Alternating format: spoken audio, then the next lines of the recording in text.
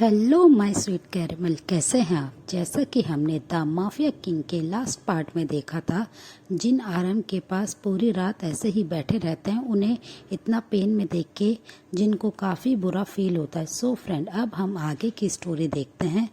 जिनको काफ़ी बुरा फील होता है कि आरएम इतने पेन में है, और अदर साइड शुगा ने पूरी रात जिमिन के साथ लव मेक किया होता है। वो एक सेकंड के लिए भी उन्हें रेस्ट नहीं करने देते हैं।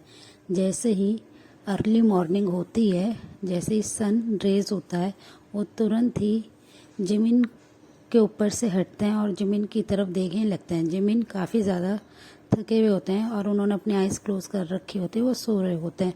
तो शुगा उन्हें अपनी आर्म्स में कैरी करते हैं और उन्हें अपने बेडरूम में लेके आने लगते हैं, और बेडरूम में लाके उन्हें बहुत ही केयरफुली उन्हें बेड पे लिटा देते हैं और खुद भी शावर रूम में जाके क्लीन हो जाते हैं। और जिमिन को भी वो क्लीन करके अच्छे से ड्रेसअप करके उन्हें सुला देते हैं और खुद भी उनके पास आके उन्हें टाइट हक करके सो जाते हैं। और अदर साइड सन जैसे ही रेज होता है, ते अपनी आइज़ ओपन करते हैं तो वो अपनी आइज़ को रब कर रहे होते हैं और बैठने की कोशिश करते हैं। तभी जेके उन्हें रोकते हैं और उन्हें बैठने में हेल्प करते हैं, और वो उन्हें बहुत ही प्यार से उनके चिक्स को होल्ड करते हैं और कहते हैं कि बेबी बॉय तुम अब कैसे हो। तो ते उनके पास एक अपनी बहुत ही ब्यूटीफुल सी स्माइल करते हैं, बॉक्सी स्माइल, जिसे देख के कुकी भी तुरंत ही स्माइल बैक करते हैं। और ते अपनी बहुत ही स्वीट वॉइस में कहते हैं कि कुकी मैं ठीक हूँ, मुझे कुछ नहीं हुआ है और आप इतने ज़्यादा फिक्र मत कीजिए। तो ते की ये बात सुन के कुकी की स्माइल ड्रॉप हो जाते हैं और वो कहते हैं कि मैं क्यों नहीं फिक्र करूँ ते, तुम्हें पता है तुम कल रात को इतना ज़्यादा टेंशन लिया और तुम अनकॉन्शियस हो गए। अगर मैं तुम्हें होल्ड नहीं करता और तुम फ्लोर पे गिर जाते तो क्या होता, हमारे बेबी को और तुम्हें कितना हार्म होता। कभी तुमने सोचा तुमने क्यों नहीं अपना डिनर लिया, तुमने क्यों नहीं अपना फूड लिया, तुम्हें पता है ना इससे तुम्हें कितनी ज़्यादा तकलीफ़ होएगी। और वो ये कहकर उन्हें बहुत ही प्यार से उनके चिक्स को सहलाने लगते हैं। तो कुकी की ये बात सुनकर ते अपने लिप्स को पाउट करते हैं और कहते हैं कि सॉरी कुकी, आगे से मैं ऐसा कुछ नहीं करूँगा, और आप भी मुझे प्रॉमिस कीजिए कि आप मुझे छोड़ के कहीं नहीं जाएंगे। और आपका शर्ट पर जो ब्लड देखा था उससे मैं बहुत ज़्यादा डर गया था, आप इतनी स्पीड में मुझे छोड़ के ऐसे ही ऑफिस चले गए थे, मैं कितना ज़्यादा डर गया था, अगर आपको कुछ हो जाता तो अपने बेबी बॉय की ऐसी बात सुनकर कुकी भी स्माइल करने लगते हैं और वो उनकी तरफ देखने लगते हैं, जिससे ते भी स्माइल करने लगते हैं। फिर कुकी ते को बहुत ही प्यार से उठने में हेल्प करते हैं और उन्हें वॉशरूम में ले जाके उन्हें क्लीन करने के लिए कहते हैं। और थोड़ी देर बाद ही कुकी जब वो क्लीन करके बेडरूम में आते हैं तो कुकी उन्हें ड्रेसअप कर देते हैं और मेड से कहकर उनके लिए फूड रेडी करने के लिए कहते हैं। और जब वो उन्हें खुद ही फूड अपने हाथ से खिलाते हैं और वो कहते हैं कि आज से तुम कहीं नहीं जाओगे और तुम बस रेस्ट करोगे। तो ये सुन के कुकी अपने लिप्स को पाउट करते हैं और कहते हैं कि नहीं, ऐसे तो मैं बोर हो जाऊंगा, अभी तो हमारे बेबी को आने में 2 मंथ्स हैं कुकी, मैं ऐसे बहुत ज़्यादा बोर हो जाऊंगा और मुझे जाना है। तो वो कहते हैं कि नहीं बेबी, तुम्हें पहले ही तुम्हारे अंदर इतनी ज़्यादा वीकनेस है, अब तुम्हें और भी ज़्यादा केयर करनी होगी अपनी और बेबी की। और वो ये कहकर उनके फोरहेड पे किस करते हैं और कहते हैं कि ठीक है, चलो मेरा हैंड होल्ड करो और तुम धीरे धीरे स्टेयर से उतरोगे और लिविंग एरिया में जाके आराम से बैठ के तुम्हें बुक रीड करनी है, तुम आराम से बैठ के बुक रीड करो, या फिर मैं तुम्हारे लिए ऊपर ही बुक्स ले आता हूँ, तुम्हें जो पसंद हो तुम वो बुक रीड कर लेना। तो ते उनसे मना करते हैं और कहते हैं कि नहीं, मैं नीचे ही जाके रीड करना चाहता हूँ लाइब्रेरी में, और मैं अपनी पसंद की बुक ही रीड करूँगा। और वो ये कहकर कुकी की तरफ अपनी पपी आई से देखने लगते हैं। तो कुकी उन्हें बहुत ही प्यार से उनके हैंड को होल्ड करते हैं और उन्हें स्लोली लाइब्रेरी में ले आते हैं। और ते वहाँ पे आके बहुत ही आराम से टेबल के पास बैठ जाते हैं चेयर पे, और वो जैसे सर्वेंट को ऑर्डर करते हैं, सर्वेंट उनके लिए बुक्स निकाल के देते हैं और ते बुक रीड करना शुरू कर देते हैं। थोड़ी देर तक कुकी उनके पास होते हैं। फिर वो अपने स्टडी रूम में आ जाते हैं और वहाँ पे आके वो अपने कुछ काम करने लगते हैं कंपनी का।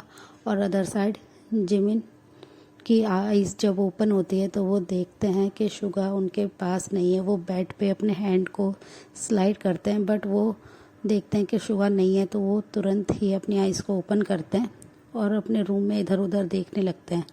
तो वो नोटिस करते हैं कि वो जैसे ही वॉल पे अपना नज़र डालते हैं तो उन्हें पता चलता है कि इट्स 12 o'clock। वो तुरंत ही अपनी आइज़ को रब करते हैं और खड़े होने की कोशिश करते हैं, पर उनको थोड़ा पेन होता है तो वो अगेन बेड पे बैठ जाते हैं। फिर वो रात का सोच के वो काफ़ी ब्लश करने लगते हैं और वो फिर स्लोली खड़े होकर वॉशरूम में चले जाते हैं और एक अच्छा सा हॉट शावर लेने के बाद वो आते हैं और ड्रेसअप होके वो तुरंत ही डाइनिंग एरिया के पास चले जाते हैं। तो वो देखते हैं कि किचन में शुगा उनके लिए कुकिंग कर रहा है।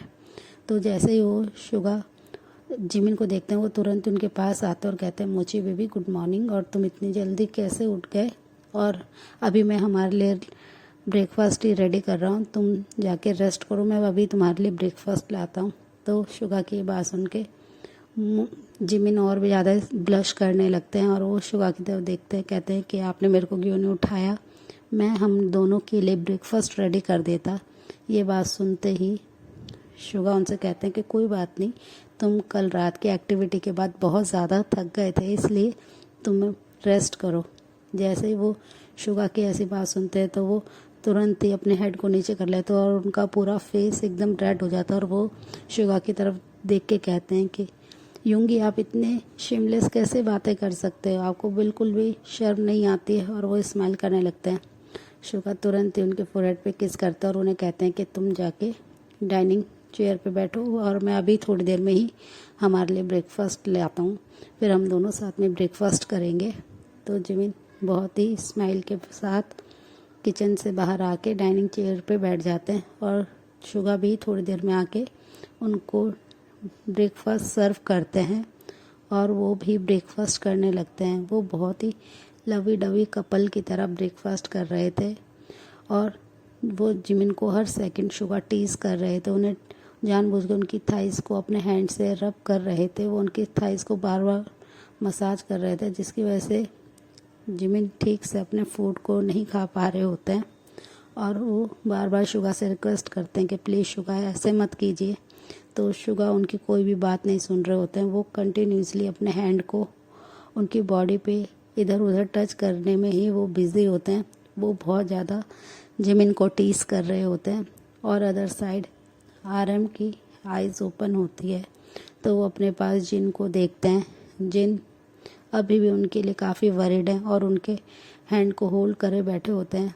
तो जैसे ही वो देखते हैं कि जिन के आरएम उनके पास हैं, जिन उनके बैठने में हेल्प करते हैं कि आरएम जग गए हैं, तो आरएम उनके ब्यूटीफुल फेस को देखते हैं जिनके और वो उनसे कहते हैं कि जिम मुझे कुछ नहीं हुआ है और इतना मेरे लिए वरिड मत हो, ये तो हमारे काम में थोड़ी बहुत चोट लगती रहती है।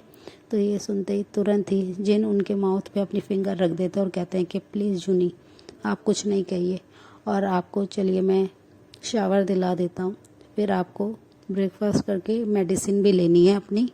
और वो ये कहने लगते हैं तो आरएम स्लोली बेड पे से उठते हैं और जिन उन्हें वॉशरूम में ले जाके उन्हें बहुत ही प्यार से क्लीन कराने लगते हैं, जिसकी वजह से आरएम बहुत ज़्यादा एक्साइटेड फील कर रहे होते हैं क्योंकि जिन उन्हें बहुत ही प्यार से क्लीन करा रहे होते हैं, उनकी बॉडी को टच कर रहे होते हैं, जिसकी वजह से आरएम काफ़ी ज़्यादा हॉट फील कर रहे होते हैं।